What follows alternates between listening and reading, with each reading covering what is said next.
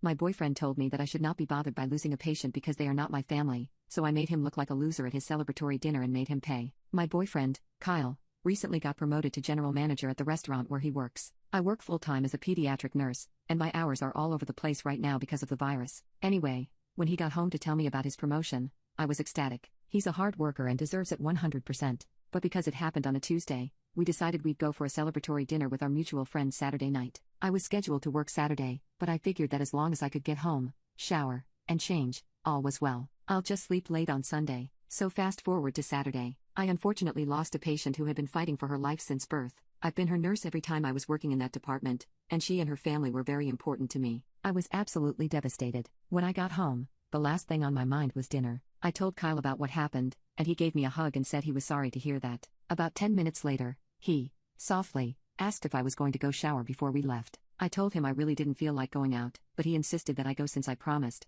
and if he went without me, his friends would ask a lot of questions. I didn't want to, but I agreed since I did promise. While I tried to keep a smile on my face, it was obvious I was upset. One of our friends asked if I was okay, and before I could just say I had a rough day at work, Kyle said, "She's been bitching about a patient she lost at work today," and scoffed. I was flabbergasted. He's never said anything like that before. I replied, saying, "That patient was 3 months old." He shrugged and said that it was not my own child and it shouldn't bother me this much. I was furious and embarrassed since this went down in front of our friends, so I just put down enough money for my meal and went home. I put his stuff in a box. He wasn't living with me but would stay with me 2 to 3 days a week. When he returned, he flipped out, and I just said I needed space. That was 2 weeks ago. I have since changed the locks since he had a spare key. He says I'm overreacting and that I'm an off for ruining his big night. That I, selfishly, made it all about me. He accused me of thinking higher of myself because I'm a nurse and he works at a restaurant. Honestly, I don't know where that came from. He also said that he figured since it was a celebratory dinner for him, he thought I was going to pay,